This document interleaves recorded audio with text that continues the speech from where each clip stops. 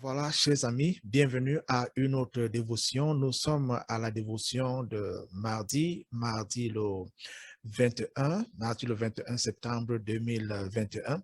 Et merci à ceux qui sont avec nous pour la première fois. Merci aussi à ceux qui sont déjà membres de toutes nos dévotions. Je sais que le Seigneur est en train de vous bénir à travers ces dévotions. Ne manquez pas d'envoyer vos sujets de prière. Je les reçois toujours. Et même les commentaires, ne manquez pas aussi de les faire. Et aussi, dans notre chaîne YouTube, vous avez la possibilité d'aller et de révisionner, n'est-ce pas, toutes ces dévotions. D'accord? Voilà, nous allons commencer par la lecture d'un passage biblique et après cette lecture, nous allons faire un commentaire et enfin prier ensemble. Nous allons lire aujourd'hui dans 1 Corinthiens chapitre 6 et le verset 19. La Bible dit, ne savez-vous pas que votre corps est le temple du Saint-Esprit qui est en vous, que vous avez reçu de Dieu et que vous ne vous appartenez point à vous-même. Amen. C'est intéressant de savoir que dans l'Ancien Testament, pour avoir accès au temple, n'est-ce pas, il fallait faire face, comme pour dire qu'il fallait aller, n'est-ce pas, de l'extérieur ou alors de la cour extérieure, n'est-ce pas, au lieu saint et enfin au lieu très saint. Alors, ceux qui avaient accès, n'est-ce pas, à cette cour extérieur, c'était tout le monde, n'est-ce pas, tout individu. Mais lorsqu'il s'agissait du lieu saint, ce n'était que des prêtres, des sacrificateurs, peut-être nous pouvons dire des hommes de Dieu ou les femmes de Dieu aujourd'hui qui avaient accès au lieu saint. Mais pour ce qui est maintenant du lieu très saint, ce lieu-là était réservé aux souverains sacrificateurs.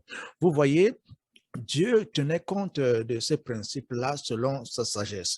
C'est vrai, Dieu nous aime tous, mais lorsqu'il s'agit maintenant de nous donner accès au temple, il tient compte de notre utilité. Donc, la question que je peux maintenant nous poser, c'est quelle est ton utilité dans la maison de Dieu ou alors quelle est ton utilité dans le temple de Dieu? Quelle est mon utilité dans le temple de Dieu? Dieu tient compte, n'est-ce pas, de cela afin de nous donner accès, n'est-ce pas, à son temple. Dans le Nouveau Testament, la Bible nous dit que notre corps est le temple du Saint-Esprit. Pour dire que lorsque nous acceptons ou nous faisons venir des individus dans nos vies, nous devons faire attention afin que nous ne leur donnons pas le même pied d'égalité. Ça veut tout simplement dire que vous avez quelqu'un qui vient dans votre vie et si cette personne n'apporte pas de choses positives dans votre vie, c'est sûr que vous allez permettre ou alors vous donner à cette personne la place extérieure ou alors la cour extérieure. Vous voyez, celui qui vient dans votre vie, par exemple, si cette personne n'apporte pas un plus pour, n'est-ce pas, vous aider à progresser dans votre appel. Cette personne risque, n'est-ce pas, dans un premier temps, freiner votre marche vers votre destinée. Et si cette personne ne freine pas votre marche vers votre destinée, cette personne risque même de détruire la semence de grandeur que Dieu a planté en vous. Et qu'est-ce que vous faites dans cet individu-là? Vous placez cet individu-là en l'endroit extérieur, n'est-ce pas? Quand nous avons vu la description du temple, il y a cet endroit extérieur, il y a cette, n'est-ce pas, cette cour extérieure, c'est là où l'individu, n'est-ce pas, doit rester. C'est vrai, vous continuez à l'aimer, mais vous placez cet individu à un endroit très précis.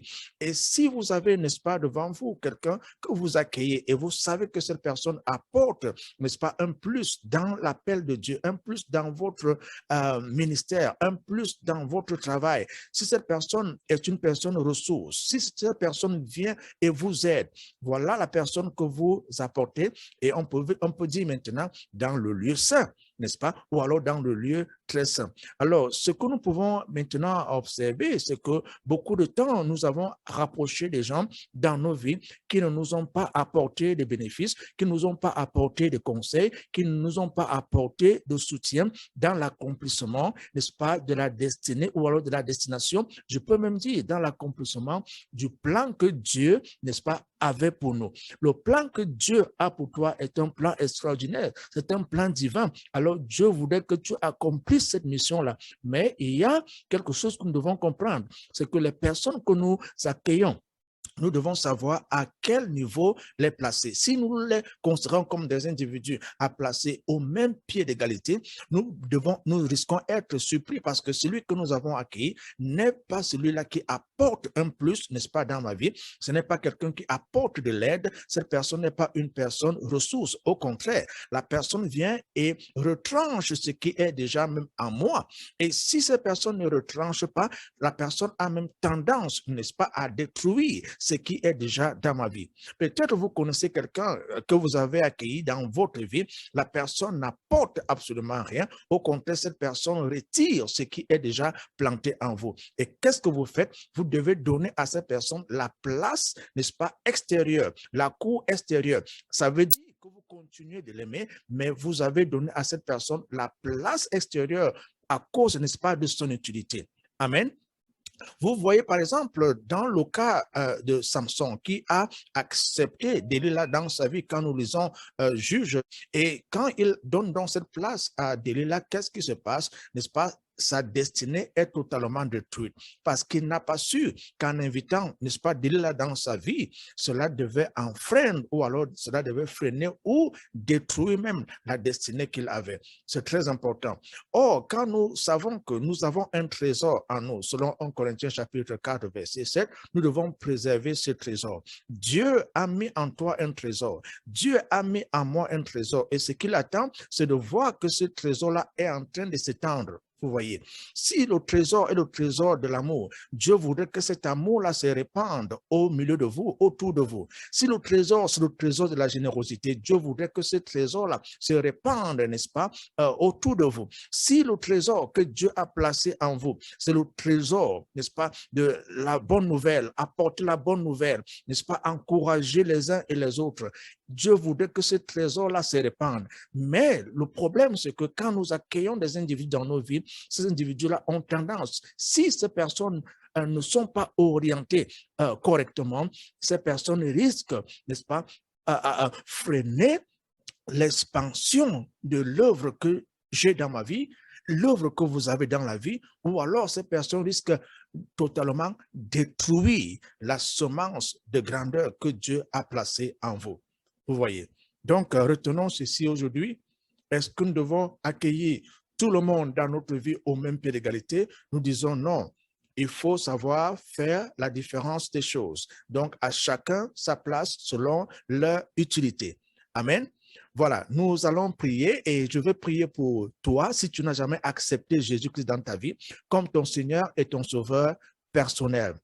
Prie avec moi. Dis tout simplement, Seigneur Jésus, j'ai besoin de toi. Je t'ouvre la porte de mon cœur et je te reçois comme mon Seigneur et Sauveur personnel.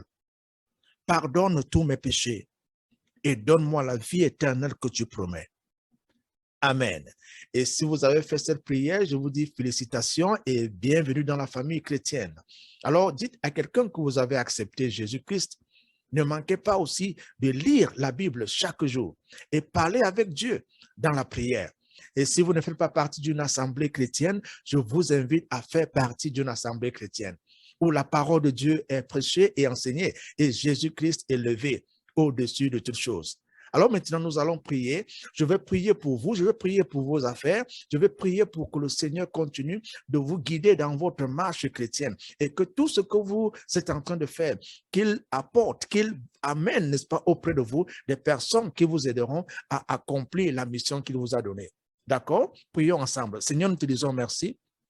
Parce que nous nous rassemblons en tant que tes enfants et nous savons que notre rassemblement n'est pas un rassemblement par hasard. C'est ton Esprit Saint qui nous amène, c'est ton Esprit Saint qui nous unit, c'est lui qui nous enseigne. Seigneur, ce que nous connaissons nous vient de ton Esprit. Et même quand nous prions, parfois nous ne savons pas ce que nous devons demander, mais l'Esprit dans ta parole intercède pour nous avec des soupirs inexprimables. Seigneur, même en ce moment, quand nous prions, nous savons que le Saint-Esprit est avec nous. Et pour tes enfants, Seigneur, nous te disons disons merci parce que ta parole est allée et ta parole rafraîchit les cœurs, ta parole enseigne, ta parole édifie, ta parole réconforte. Que nous soyons tous réconfortés chaque jour par la parole que nous recevons de toi. Seigneur, en ce moment, s'il y en a qui sont malades, nous croyons que tu envoies ta parole. Nous envoyons même cette parole de guérison sur ton corps. Sois guéri au nom puissant de Jésus-Christ. Reçois ta guérison là où tu es en ce moment. Reçois ta guérison au nom puissant de Jésus. Si tu es en train de m'écouter et tu as besoin que l'Éternel t'aide dans la direction à prendre, tu as besoin que l'Éternel te donne l'orientation nécessaire, que ce soit dans les affaires, dans les business, peut-être dans tes études, que l'Éternel te donne, n'est-ce pas, cette intelligence, cette orientation nécessaire au nom puissant de Jésus-Christ. Je prie en ce moment pour les hommes d'affaires, pour les femmes d'affaires. Soyez bénis, soyez guidés par le Saint-Esprit. Au nom puissant de Jésus-Christ, si tu es étudiant, élève, que l'Éternel te donne la sagesse, que l'Éternel te donne l'intelligence et que le succès soit ta portion. Au nom puissant de Jésus, je prie pour les hommes d'affaires, je prie également pour les hommes de Dieu, je prie pour les femmes de Dieu. Soyez bénis, soyez encouragés, ne vous découragez pas, car l'Éternel qui vous a appelé, il est fidèle et il fera en sorte que vous accomplissez votre mission au nom puissant de Jésus-Christ. Je veux prier en ce moment pour tous ceux qui sont dans le domaine du sport. Peut-être vous êtes même dans le domaine, n'est-ce pas, un domaine artistique, voilà, le domaine artistique. Que l'Éternel soit avec vous, que l'Éternel vous aide, que tout ce que vous faites là, que l'Éternel utilise cela pour amener les gens dans son royaume au nom puissant de Jésus-Christ. Alors maintenant, je vais prier pour tous ceux qui constatent qu'ils ne parviennent à rien accompli. Peut-être vous vous dites que vous avez essayé, mais rien ne marche. Si l'ennemi vous empêche de progresser, je déclare et je décrète au nom de Jésus-Christ de Nazareth, vous êtes délivrés de cette barrière-là au nom de Jésus. La barrière qui vous empêche de progresser, la barrière qui vous empêche d'avoir votre percée, la barrière qui vous empêche d'avoir des finances, la barrière qui vous empêche d'avoir votre époux, votre épouse, la barrière qui vous empêche d'avoir des enfants, je détruis la barrière au nom puissant de Jésus-Christ. Au nom puissant de Jésus-Christ, recevez votre délivrance. Délivrance dans votre foyer, délivrance dans votre mariage, délivrance pour vos enfants, délivrance dans votre village, délivrance dans votre quartier, dans votre cité, dans votre pays, dans le puissant nom de Jésus-Christ. Au nom de Jésus. Voilà, cher ami, que le Seigneur te bénisse et merci d'avoir été de nôtres. Nous allons nous retrouver bientôt pour une autre dévotion. À tout à l'heure. Au revoir.